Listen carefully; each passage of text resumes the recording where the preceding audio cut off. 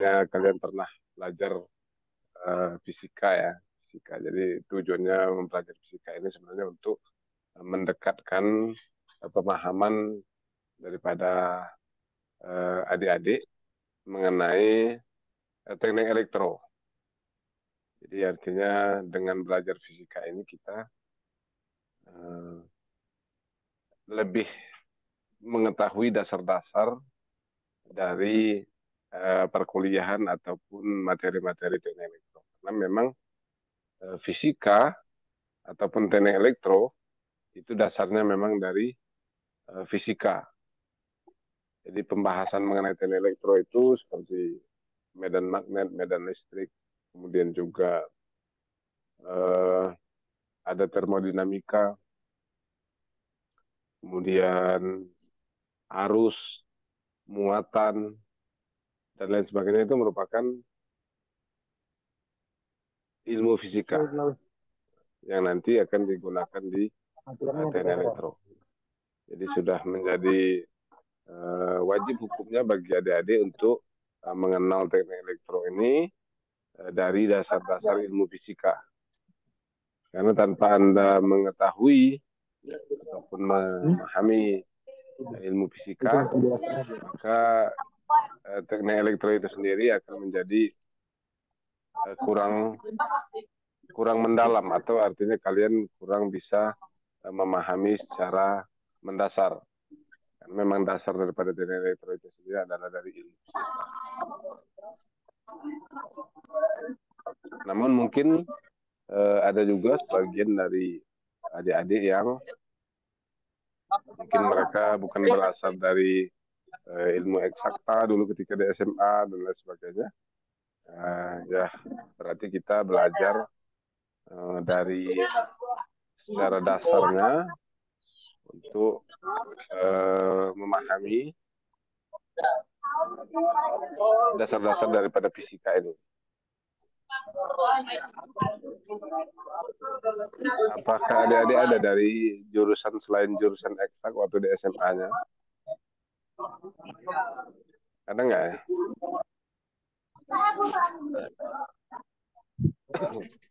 Kalau dari jurusan, seingat saya dulu kan ada jurusan namanya jurusan IPA. Kalau dari jurusan IPA sudah jelas, pasti pernah belajar fisika dan mengetahui katakanlah rumus dalam fisika, kemudian cara menghitung kecepatan, kemudian juga medan listrik, medan magnet, dan lain sebagainya. Tapi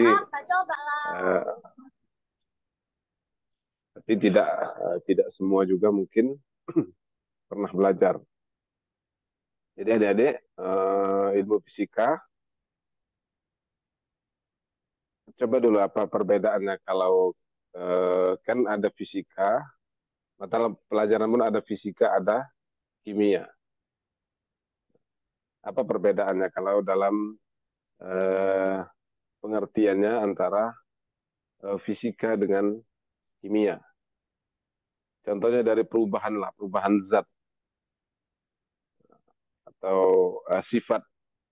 Ada fisika, ada kimia. Ada yang bisa menjelaskan dasarnya apa? Dikatakan fisika, kemudian dikatakan kimia. Ada yang bisa menjelaskan? Jangan malu-malu untuk menjawab. Biasakan berani untuk mengemukakan pendapat. Tidak ada pendapat itu yang salah, tapi mungkin pendapatnya kurang tepat, maka sama-sama kita perbaiki. Namanya juga kita masih belajar.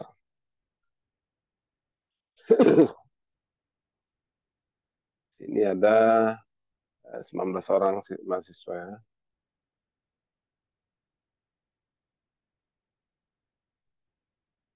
Coba ada yang mau menjawab apa perbedaan fisika dan kimia?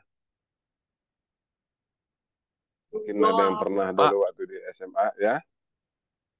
Pak, mohon maaf Pak, nggak kedengaran Pak, Nggak kedengaran? nggak terlalu Tadi kecil suaranya Pak. terlalu kecil. Bentar ya kalau gitu.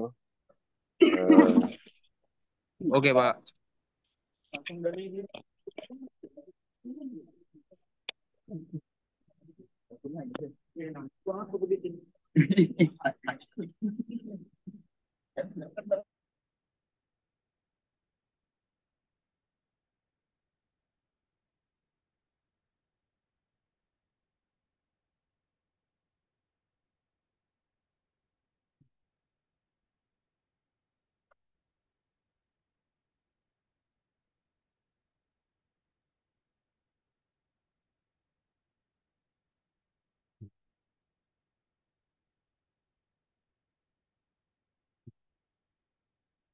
Halo, apakah suara saya terdengar? Sudah jelas belum?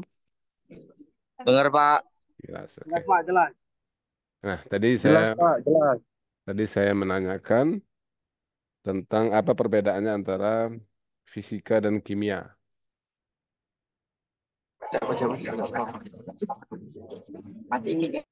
Ya, ada yang bisa jawab apa perbedaannya Saya antara Pak, Ya, silakan Febrio. fisika itu dia mempelajari materi dan energi Pak. Sementara kimia mempelajari materi dan sifatnya. Kalau fisika lebih ke interaksi antara keduanya, sedangkan kimia itu perubahan dari zat-zat itu Pak. Ya, jadi kalau fisika sifat-sifat yang berubah itu tidak menghasilkan satu zat baru atau perubahannya tidak secara sederhananya menghasilkan materi yang baru. Nah, contohnya apa? Perpindahan zat, ada gaya, ada kecepatan. Tapi kalau kimia, perubahannya itu mengakibatkan satu zat baru. Nah, misalnya katakanlah contohnya ada hidrogen, kemudian ada eh, oksigen, kemudian membentuk suatu molekul menjadi molekul air atau H2O. Kemudian contoh lagi misalnya batu bara. Batu bara itu di dalamnya sendiri ada dia terbentuk dari molekul-molekul molekul kimia. Jadi molekul-molekul kimia ini ketika dibakar maka dia akan menghasilkan panas atau dia akan beroksidasi dan hasil oksidasi tersebut menghasilkan panas. Nah, ini maka dari zat batu bara itu sendiri nanti dia akan berubah menjadi zat lain dalam bentuk lain yaitu daerah yang namanya panas. Kemudian dia juga akan berubah menjadi bentuk zat lain, akan berubah menjadi zat yang tidak bisa lagi terbakar seperti semulanya bahwa batu bara itu adalah zat yang bisa terbakar dan menghasilkan panas. Kemudian dia tidak lagi akan setelah dia terbakar berubah zatnya menjadi satu zat yang baru. Nah, berbeda dengan fisika. Namun kadang kita juga nanti akan rancu ketika kita misalnya molekul gitu. Molekul ini adalah sifatnya adalah fisika karena dia ada antara unsur yang satu dengan unsur yang lain membentuk suatu ikatan. Kemudian terjadilah ikatan antara dua molekul ini yang mana tidak terjadi satu perubahan atau menjadi satu zat yang baru.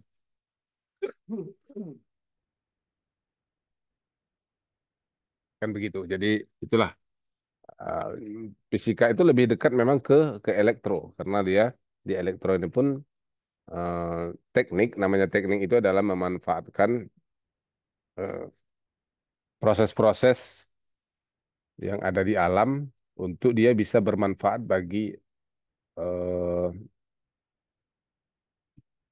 kebutuhan manusia. Jadi sifatnya kalau teknik elektro itu artinya dia akan menggunakan sifat-sifat fisika daripada elektron, kemudian juga eh,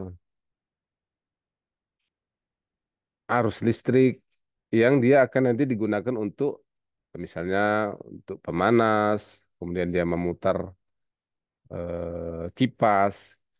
Nah, itulah bedanya nanti dasar ilmu sains atau fisika dengan elektro atau teknologi. Makanya ada namanya teknologi itu dia memanfaatkan ilmu sains untuk bisa dipergunakan manusia seperti itu. Jadi itulah pelajaran mengenai fisika itu harus lebih mendasar karena dia ini merupakan ilmu sains.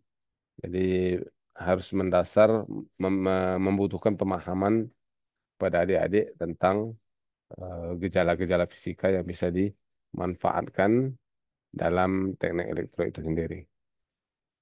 Oke, baiklah adik-adik, coba kita di teknik elektro itu biasanya di fisika itu yang pertama kali biasanya dipelajari itu adalah besaran dan satuan karena setiap pembicaraan mengenai ilmu fisika itu dia harus dinyatakan dengan satuan.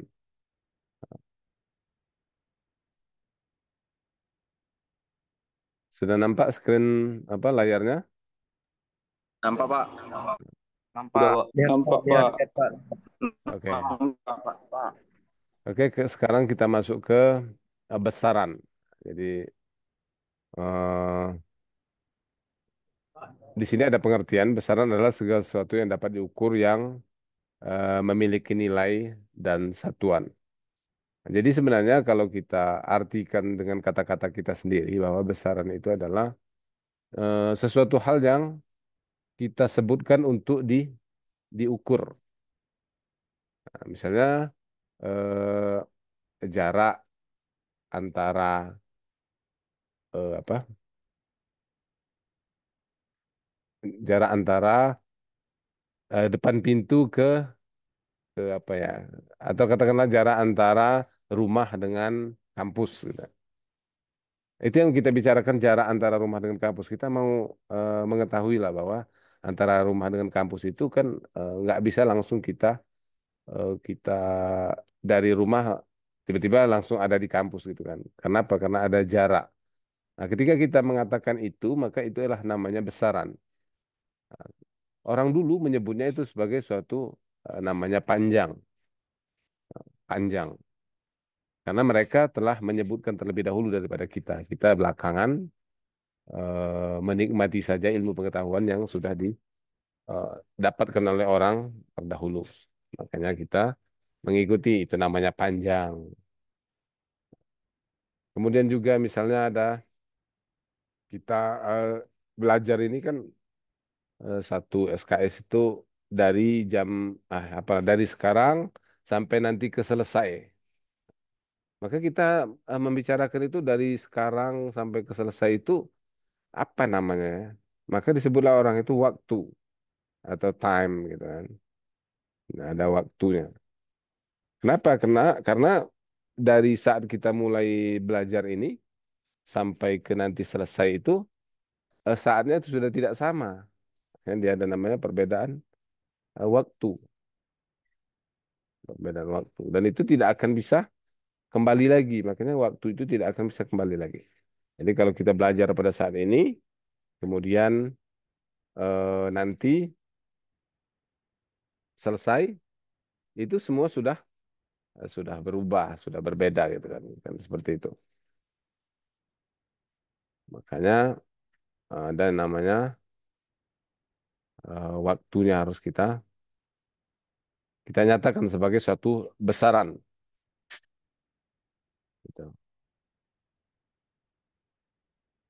Itu secara sederhananya kita menyatakan bahwa itu suatu besaran. Kemudian besaran menyatakan sifat dari benda. Sifat ini dinyatakan dalam angka melalui hasil pengukuran. Seperti tadi jarak lah, jarak antara misalnya papan tulis dengan kursi dengan atau dengan meja dosennya yang ada di depan itu dia sifatnya itu bahwa sifatnya ada perbedaan tempat. Ada perbedaan tempat, ada papan tulis, kemudian ada meja dosen. Ada perbedaan tempat. Kemudian dari perbedaan tempat itu ada sifat bahwa posisinya itu dari papan tulis dengan apa? Dengan meja tadi sudah tidak bisa disatukan tempatnya.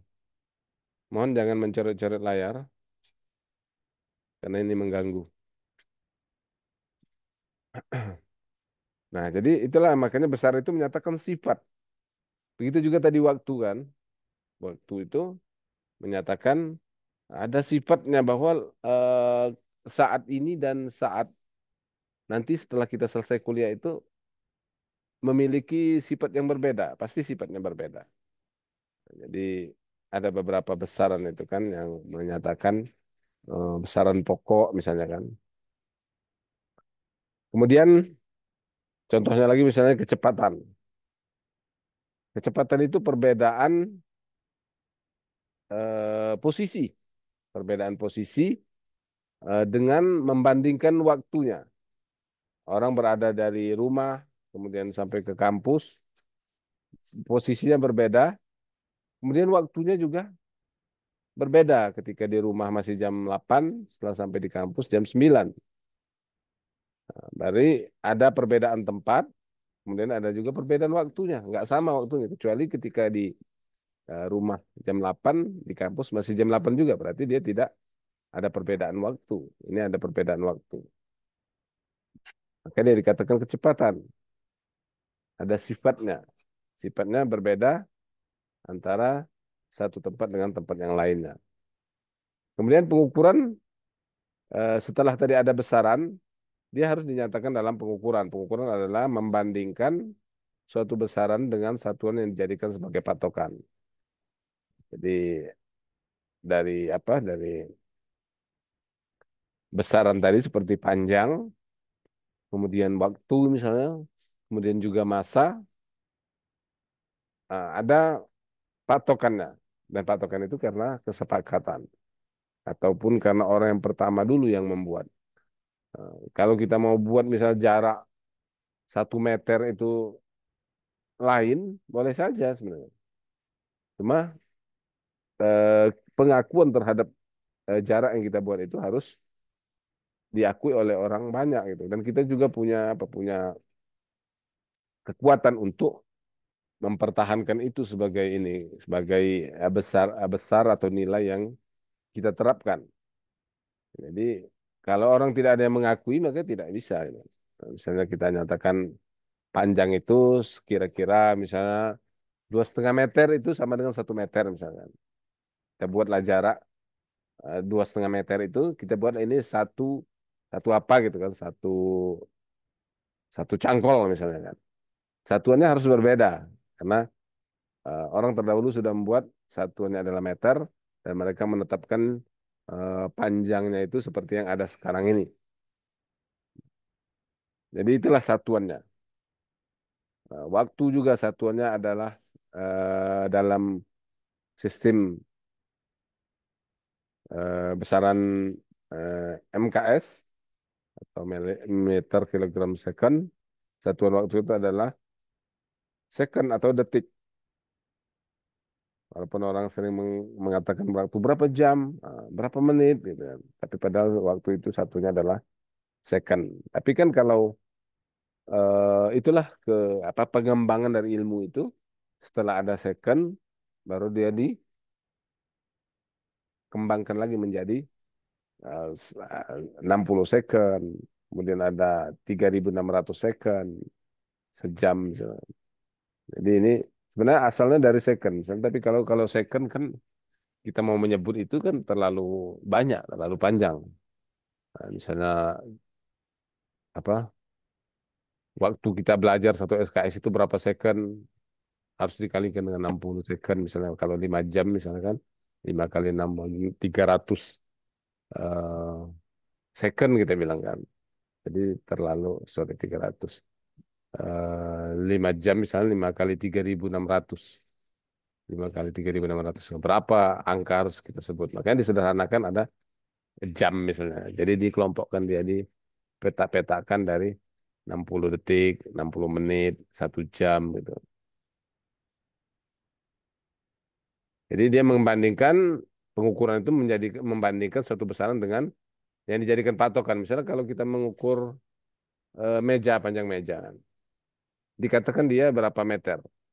Itu karena patokan kita itu adalah meteran-meteran itu. Meter itu panjangnya yang 100 cm itu. 1 meter yang 100 cm yang itu menjadi patokan kita.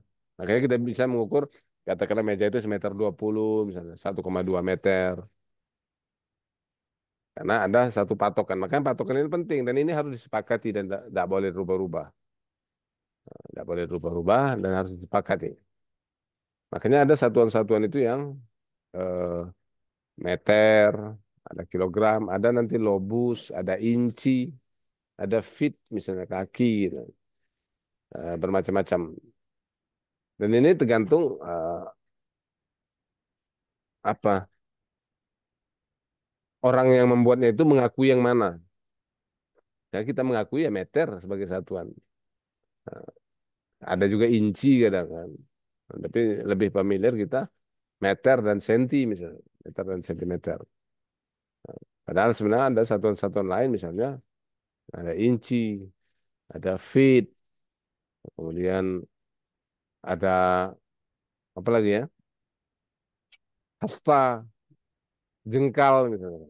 Nah, boleh saja kita menggunakan itu asal itu pasti dan eh, bisa dipergunakan oleh semua orang, bukan orang-orang tertentu saja yang bisa mempergunakannya.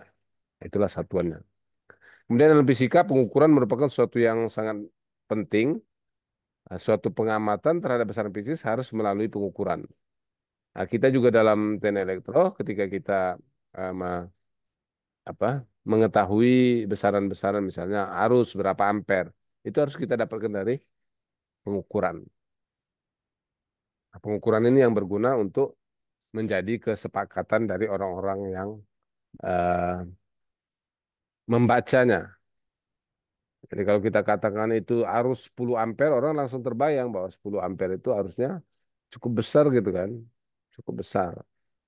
Karena 10 ampere di sini, 10 di ampere di Amerika, 10 ampere di mana-mana di seluruh dunia ini sama. Jadi orang langsung bisa membayangkan. Berbeda misalnya kalau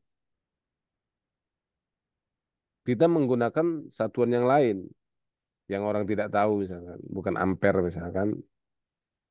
Ya, jadi ketika kita sebutkan itu sebagai satuan, misalnya berapa besar arusnya, lima, lima cetakan misalnya kita bilang. Satuannya cetakan. Maka orang nggak tahu bahwa 5 cetakan itu ke ampernya berapa. Mereka tahu kan ampere. Ampere.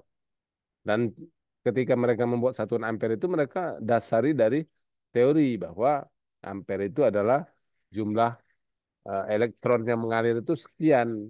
Banyak jumlahnya tertentu per detiknya, barulah dia dikatakan 1 ampere. Kemudian ketika kita membuat pengukuran itu dapat dilakukan dengan dua cara. Ada secara langsung. Nah, secara langsung ini yaitu ketika kita membaca alat ukur misalnya atau katakanlah dengan roll dengan mistar itu kita mengukur secara langsung misalnya jarak eh, panjang keramik di lantai kita. Itu kita mengukur secara langsung. Kita bawa meteran atau mistar, kemudian kita ukur, kita catat hasilnya. Itu mengukur secara langsung. Jadi dia berdasarkan pengamatan itulah keluar hasil hasil pengukurannya itu secara langsung. Kira-kira bisa dipahami ini. Ada yang mau bertanya dulu mungkin selama yang saya jelaskan dari awal tadi dari filosofis fisika sampai ke pengukuran satuan. Coba ada yang mau bertanya nggak?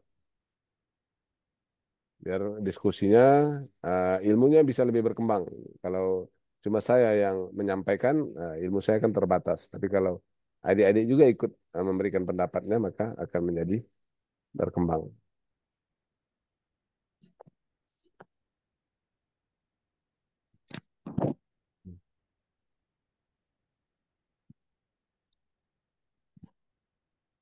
Jadi itu tadi yang pertama secara langsung, kemudian ada secara tidak langsung, yaitu dalam pengukuran memerlukan perhitungan lagi.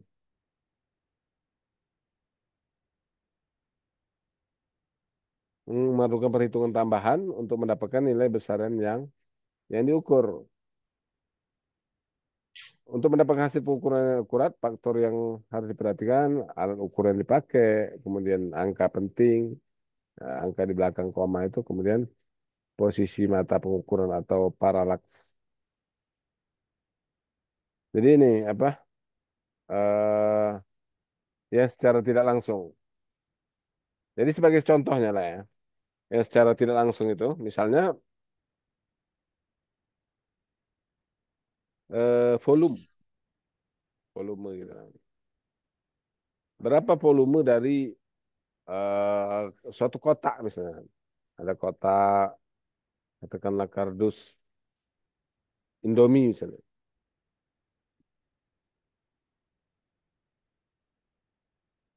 Kardus Indomie itu kita mau tahu berapa volumenya.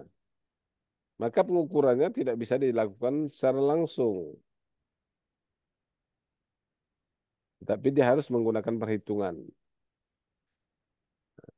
Coba gimana mengukur volume kotak Indomie itu? Ada yang tahu nggak? Coba angkat tangan yang tahu.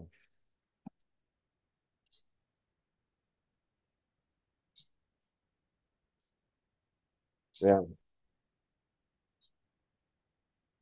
mau lihat nih semua nih.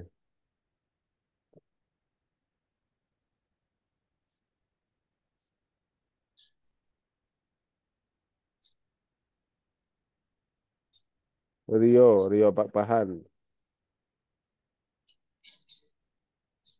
Mana Rio? Gimana mengukur volume kotak Indomie itu? Kenapa saya sebut dia tidak bisa diukur secara langsung?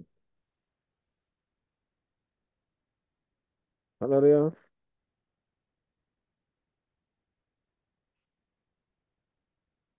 ngantuk ya. Kemudian ada Triantono Simarmata yang menghidupkan apanya mikrofonnya. Gimana Triantono?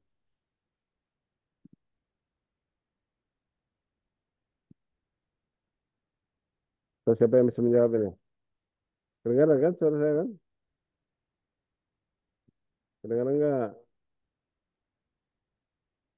Nggak ada yang jawab. Udah kita. Oh, saya nggak ada yang jawabnya. Kedengaran nggak suara saya? Kedengaran Pak. Nggak kedengaran. Oke, Pak suaranya agak pecah Pak, kurang kuat. kalau kedengaran, coba jawablah pertanyaan saya tadi. Ada yang bisa menjawab nggak? Mengapa mengukur volume itu? Pak, Ya, silakan. cara mengukur volume pada kotak ini dengan mengalihkan panjang kali lebar kali tinggi. Nah, betul. Jadi pendapat Kinaya betul. Makanya dia tidak bisa diukur secara langsung. Volumenya langsung 5 meter kubik misalnya. Nggak bisa. Tapi dia harus melalui perhitungan. Yaitu panjang kali lebar ketinggian. Artinya kita hitung panjangnya. Kita hitung lebarnya. Kemudian hitung tingginya. Baru kita bisa tentukan volumenya. Seperti itu. Ya, jadi itu namanya tidak langsung.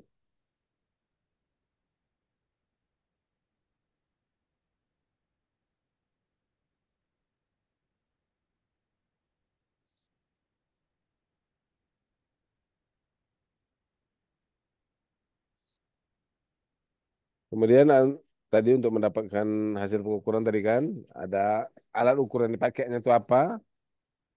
Kalau untuk mengukur panjang balok tadi sepertinya atau kotak Indomie tadi kita harus menggunakan mistar yang akurat. Jangan menggunakan misalnya meteran kain atau yang tidak akurat.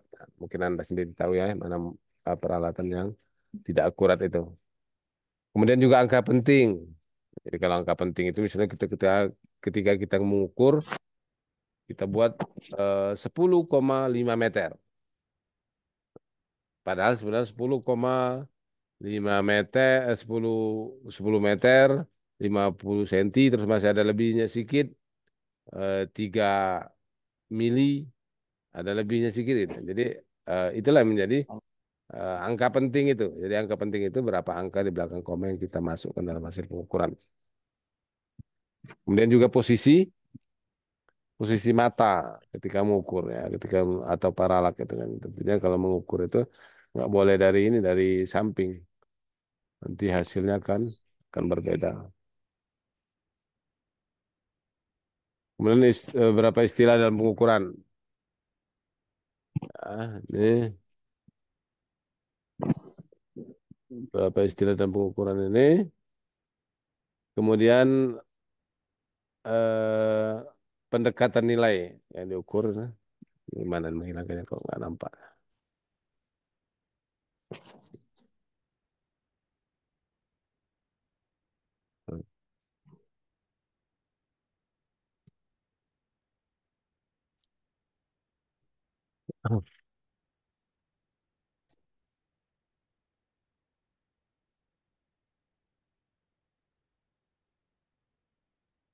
Oh, pertama itu ketelitian atau accuracy. Adalah suatu ukuran yang menyatakan tingkat pendekatan dari nilai yang diukur terhadap nilai benarnya. Jadi akurasi tadi seperti yang saya katakan tadi ketelitian. Kemudian kepekaan adalah ukuran minimal yang masih dapat dideteksi. Nah, jadi kalau meteran itu dia 1 meter, terus 2 meter, 3 meter, angka-angkanya ya susah untuk menghitung di sentimeternya atau milimeternya makan apalagi. Tapi yang bisa kita lihat mungkin 2 meter, 10 meter, 11 meter gitu. Jadi tidak bisa kita mendapatkan kepekaan sampai milimeter. Kemudian ketepatan atau precision adalah suatu ukuran kemampuan untuk mendapatkan hasil pengukuran yang sama. Presisi berkaitan dengan perlakuan dalam proses pengukuran. Penyimpangan hasil ukuran dan jumlah angka desimal yang dicantumkan dalam hasil pengukuran. Jadi itu ketepatan. Seberapa tepat kita mencantumkan hasil pengukuran kita.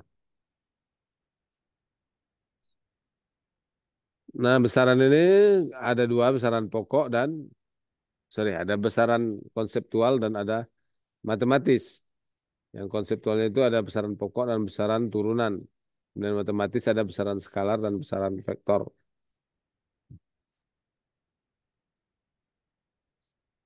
Kenapa dikatakan secara konseptual? Karena memang dasarnya dulu adalah dari besaran pokok. Baru dibuatlah besaran turunan karena besaran turunan itu adalah hasil pengembangan dari besaran pokok ini. Kemudian ada besaran matematis. Secara matematis itu ada skalar dan ada vektor. Kalau skalar dia nilainya itu akan selalu sama di mana tempat pun dia akan sama. Berbeda dengan besaran vektor yang nilainya itu akan berubah sesuai dengan posisi dia. Itu ya.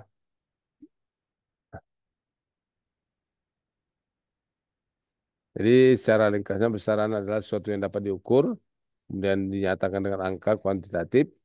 Contohnya adalah panjang, masa waktu, suhu, dan lain-lain. Kemudian proses mengukur itu harus memperoleh hasil yang tepat apabila syarat-syarat ketika melakukan pengukuran itu dia memenuhi.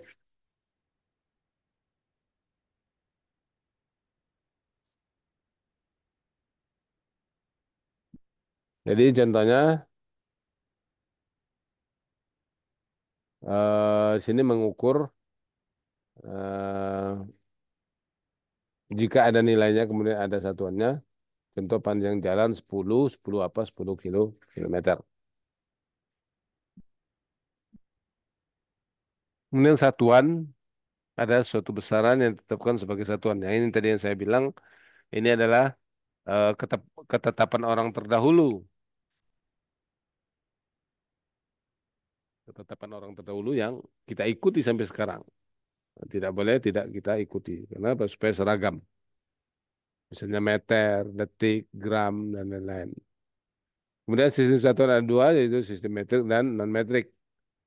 Jadi ada metrik itu yang lumrah digunakan di seluruh dunia itu yang metrik.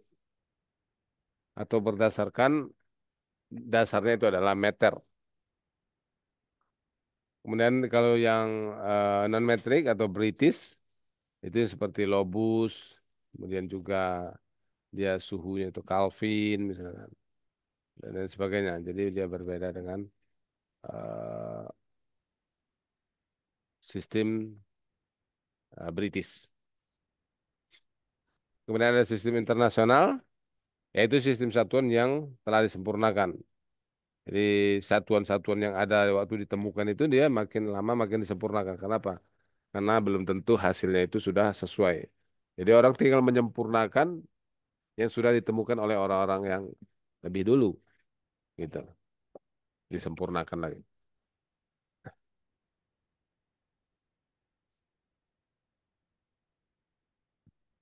Oke, saya kira untuk hari ini saya mau kasih tugas dulu kepada Anda untuk membuat makalah tentang besaran pokok dan besaran turunan. Jadi Anda buat makalahnya ya, besaran pokok dan besaran turunan ya paling sekitar 5 lembar gitu kan. Contohnya, kemudian juga rumus-rumusnya dan lain sebagainya. Kemudian nanti dikumpulkan di grup. Saya buat nanti grup Google Pak, Classroom ya. izin Pak, mohon maaf Pak. Ya. Itu makalahnya di print atau enggak Pak? Nggak usah diketik aja, diketik terus nanti diupload Oh, di Google Classroom. Nanti saya buatkan Google Classroom, saya kirimkan di grup WA kita itu. Nanti kumpul di oke situ Pak, ya. makasih ya Pak. Sekitar 3 hari inilah ya, jangan terlalu lama nanti biar saya periksa ya, besaran pokok dan besaran turunan. Oke, saya kira demikian. Terima kasih atas perhatiannya. Mohon maaf atas kekurangannya. Kita lanjutkan minggu depan. Saya akhiri dengan ucapan wassalamualaikum warahmatullahi wabarakatuh. Waalaikumsalam warahmatullahi wabarakatuh. Waalaikumsalam.